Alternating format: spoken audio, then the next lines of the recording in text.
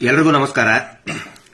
ಕಳೆದ 12 ವರ್ಷಗಳಿಂದ ಸೌಜನ್ಯ ಹೋರಾಟ ಯಾವುದೇ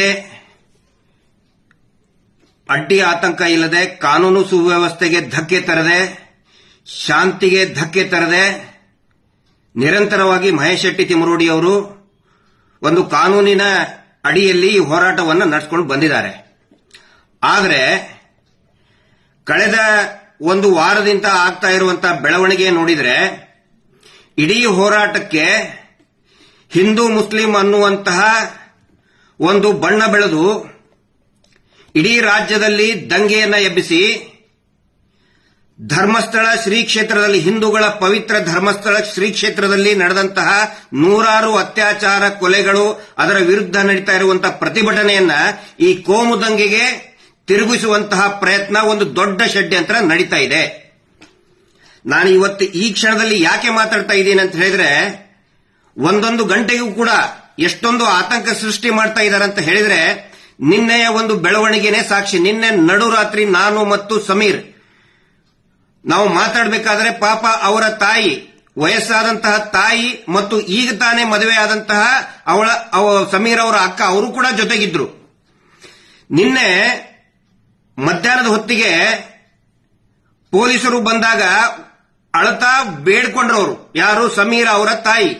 ನೋಡಿ, ನನ್ನ ಮಗ ಯಾವುದೇ ತಪ್ಪನ್ನ ಮಾಡಿಲ್ಲ, ದಯವಿಟ್ಟು ಅವನನ್ನ ಪೊಲೀಸ್ ಠಾಣೆಗೆ ಕರ್ಕೊಂಡು ಹೋಗೋದು, ಅರೆಸ್ಟ್ ಮಾಡಬೇಡಿ. ಹಂಗೇನಾದ್ರೂ ಆದ್ರೆ ನಾನು ಪೊಲೀಸ್ ಸ್ಟೇಷನ್ ಎದುರುಗಡೆನೆ ಬಂದು ಆತ್ಮಹತ್ಯೆ ಮಾಡ್ಕೊಳ್ತೀನಿ, ಅದಕ್ಕೆ ನೀವೇ ಕಾರಣ, ಸರ್ಕಾರನೇ ಕಾರಣ ಅಂತ ಹೇಳಿದ್ದಾರೆ.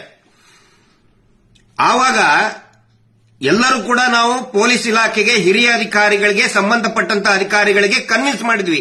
ರಾತ್ರಿವರೆಗೆ ಆಯ್ತು, ರಾತ್ರಿ 11:30ವರೆಗೂ ಕೂಡ ಇದರಲ್ಲೇ ಇದೀವಿ ನಾವು. ಅಲ್ಲಿಂದ ಮತ್ತೆ ನಾವು ಒಂದು ಸೇಫ್ಟಿ ಇರಲಿ ಅಂತ ಹೇಳಿ ನಮ್ಮ ಲಾಯರ್ ಆಫೀಸಿಗೆ ಕರ್ಕೊಂಡು ಬಂದ್ವಿ. ಅಲ್ಲಿ ಅವರು ಕೂಡ ಕಾನೂನಿನ ಬಗ್ಗೆ ಒಂದಿಷ್ಟು ಲೀಗಲ್ ಸೊಲ್ಯೂಷನ್ಸ್ ಏನೇನಿದೆ ಅದು ಕೂಡ ಚರ್ಚೆ ಆಯಿತು. ಅದಾದ ಮೇಲೆ ಅವರ ತಾಯಿಗೆ ತಲೆ ಸುತ್ತಿ ಬಿದ್ರು. 3:30ವರೆಗೆ ಅವರು ಮನೆಗೆ ಹೋಗಿ ಕಳಿಸಿ ಎಲ್ಲರೂ ಅವ್ರವ್ರ ಮನೆಗೆ ಹೋದ್ರು. ಈಗ ಮತ್ತೆ ಬೆಳಗ್ಗೆಯಿಂದ ಒಂದು ಸುದ್ದಿ ಬರ್ತಾ ಇದೆ.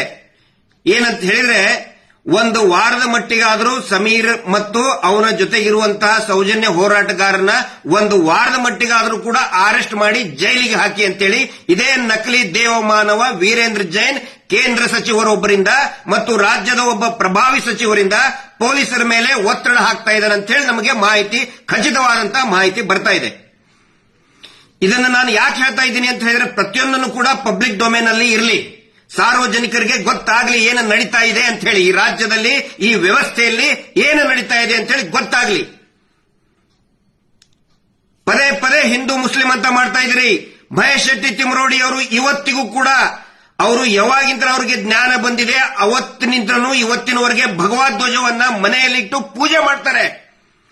ಬರೀ ಹೆಗಲ ಮೇಲೆ ಹಾಕೊಳ್ಳೋದಲ್ಲ, ಕೇಸರಿಯನ್ನ ಮನೆಯಲ್ಲಿಟ್ಟು ಪೂಜೆ ಮಾಡುವಂತಹ ವ್ಯಕ್ತಿ ಮಹೇಶ್ ಶೆಟ್ಟಿ ತಿಮರೋಡಿ. ಹಿಂದೂ ವಿರೋಧಿನ ಅವರು. ಸಮೀರ್ ಏನಂತ ಮಾತಾಡಿದ್ರು, ಒಂದಿಷ್ಟು ಜನಕ್ಕೆ ಬಿಸ್ಕೆಟ್ ಎಸೆದು ಹಿಂದೂ ಮುಸ್ಲಿಂ ಅಂತ ಮಾಡ್ತಾ ಇದ್ರಿ. ದೇವಸ್ಥಾನ, ಹಿಂದೂ ದೇವಸ್ಥಾನದ ಬಗ್ಗೆ ಮಾತಾಡಿದ ಸಮೀರ್ ಅಂತ ಹೇಳ್ತಾ ಇದ್ರಿ. ಏನ್ ಮಾತಾಡಿದ ಸಮೀರ್? ಹಿಂದೂ ದೇವಸ್ಥಾನ ಹಿಂದೂಗಳದ್ದೇ ಇರಬೇಕು ಅಂತ ಹೇಳಿದಾನ ಅವನು, ಹಿಂದೂಗಳದ್ದ ಅಲ್ಲ ಅಂತ ಹೇಳಿಲ್ಲ. ನಾಚಿಕೆ ಆಗ್ಬೇಕು ನಿಮಗೆ. ಒಂದು ಅತ್ಯಾಚಾರ ಪ್ರಕರಣದಲ್ಲಿ ಒಂದು ಹೆಣ್ಣು ಮಕ್ಕಳಿಗೆ ಧ್ವನಿ ಎತ್ತದ ಇಂತ ಸಮೀರನ ಬಗ್ಗೆ ಹಿಂದೂ ಮುಸ್ಲಿಂ ಮಾಡ್ತಾ ಇದ್ದೀರಿ ನೀವು. ಶೇಮ ನೀವು. ನಿಮಗೆ ಒಂದು ಪ್ರಶ್ನೆ ಕೇಳ್ತೀನಿ, ಒಂದೇ ಒಂದು ಪ್ರಶ್ನೆ.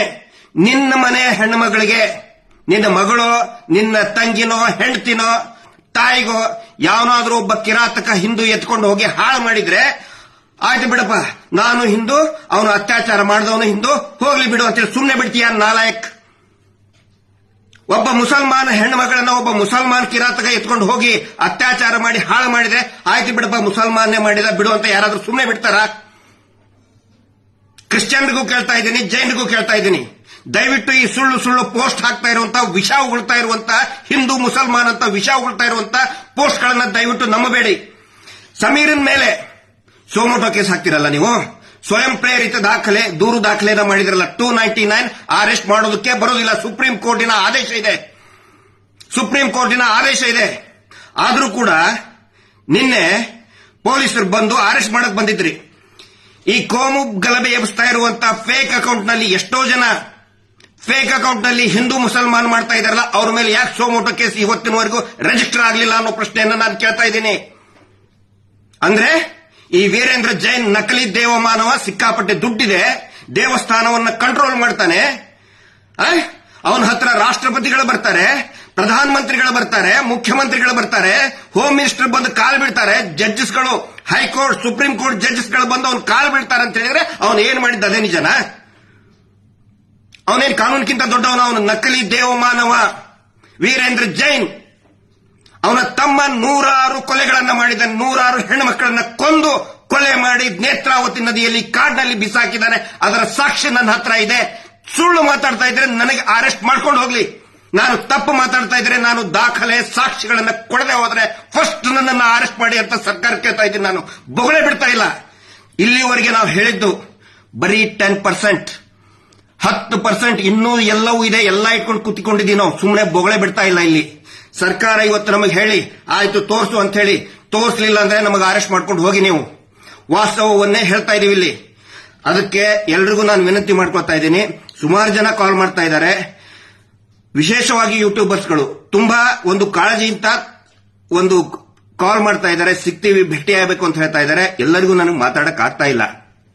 ಇನ್ನು ಸ್ವಲ್ಪ ಹೊತ್ತಿನಲ್ಲೇ ಸಮೀರ್ಗೆ ಬಳ್ಳಾರಿ ಕರ್ಕೊಂಡು ಹೋಗಬೇಕು. ಇಲ್ಲಿ ನಮಗೆ ಮತ್ತೆ ಪೊಲೀಸರಿಗೆ ಯಾವುದೇ ಸಂಘರ್ಷ ಇಲ್ಲ. ಇವ್ರು ಏನ್ ಮಾಡ್ತಾ ಇದ್ದಾರೆ, ನಾವು ಪೊಲೀಸರ ಅಗೇನ್ಸ್ಟ್ ಮಾತಾಡಬೇಕು, ನಾವು ಆಂಟಿ ಪೊಲೀಸ್ ಅಂತ ತೋರಿಸಬೇಕು, ಆನಂತರ ನಾವು ಮೀಡಿಯಾ ವಿರುದ್ಧ ಮಾತಾಡಬೇಕು, ನಾವು ಮತ್ತೆ ಮೀಡಿಯಾ ಅಗೇನ್ಸ್ಟ್ ಅಂತ ತೋರಿಸಬೇಕು ಅನ್ನುವಂತಹ ಒಂದು ವಾತಾವರಣ ಸೃಷ್ಟಿ ಮಾಡ್ತಾ ಇದ್ದಾರೆ. ನಮಗೆ ಪೊಲೀಸರಿಗೆ ಯಾವುದೇ ಸಂಘರ್ಷ ಇಲ್ಲ. ನಮ್ಮ ಹೋರಾಟ ಪೊಲೀಸರ ವಿರುದ್ಧ ಇಲ್ಲ, ಅಥವಾ ಯಾವುದೇ ರಾಜಕೀಯ ಪಕ್ಷದ ಸಿದ್ಧಾಂತದ ವಿರುದ್ಧನೂ ಕೂಡ ಖಂಡಿತ ಇಲ್ಲ, ಮಾಧ್ಯಮಗಳ ವಿರುದ್ಧನೂ ಕೂಡ ಇಲ್ಲ. ಆದರೆ ಅನೇಕ ಜನ ಯೂಟ್ಯೂಬರ್ಸ್ಗಳು ಇವತ್ತು ಈ ಹೋರಾಟದ ಶಕ್ತಿಯಾಗಿ ಮುಂದೆ ನಿಂತ್ಕೊಂಡಿದ್ದಾರೆ. ಅವರೆಲ್ಲರಿಗೂ ನಾನು ಹೇಳ್ತಾ ಇದ್ದೀನಿ, ದಯವಿಟ್ಟು ಇನ್ನೂ ಹೆಚ್ಚಾಗಿ ಮಾತಾಡಿ, ಮತ್ತು ಪ್ರತಿಯೊಬ್ಬ ಜನಸಾಮಾನ್ಯನು ಕೂಡ ಮಾತಾಡಿ. ಇದು ಬರೀ ನಮ್ಮ ಪ್ರತಿಷ್ಠೆ ಅಲ್ಲ, ನಾವೇ ಮಾತಾಡಬೇಕಂತಿಲ್ಲ, ನಾವೇ ಮಾತಾಡ್ತಾ ಇದ್ದೀವಿ. ದಯವಿಟ್ಟು ಇನ್ನು ಮೇಲೆ ಪ್ರತಿಯೊಬ್ಬ ಜನಸಾಮಾನ್ಯನು ಕೂಡ ಪ್ರಶ್ನೆ ಕೇಳಿ, ಈ ವ್ಯವಸ್ಥೆಗೆ ಕೇಳಿ. ಸಮೀರ್ ಮೇಲೆ ಸೆಕ್ಷನ್ 299 BNS ಅರೆಸ್ಟ್ ಮಾಡುವ ಹಂಗೆ ಇಲ್ಲ, ಆದರೂ ಕೂಡ ಬಂದ್ ಹೋಗಿ ಅಂತ ಇದ್ದಾರೆ. ನಾವು ಹೋಗ್ತೇವೆ. ಪೊಲೀಸರಿಗೆ ನಾನು ಮಾತು ಕೊಟ್ಟಿದ್ದೀನಿ, ಸಮೀರನ್ನ ನಾನು ಕರ್ಕೊಂಡು ಬಂದೇ ಬರ್ತೀನಿ. ಮತ್ತೆ ಪೊಲೀಸರು ಕೂಡ ತುಂಬಾ ಚೆನ್ನಾಗಿ ಸ್ಪಂದನೆ ಮಾಡಿದ್ದಾರೆ.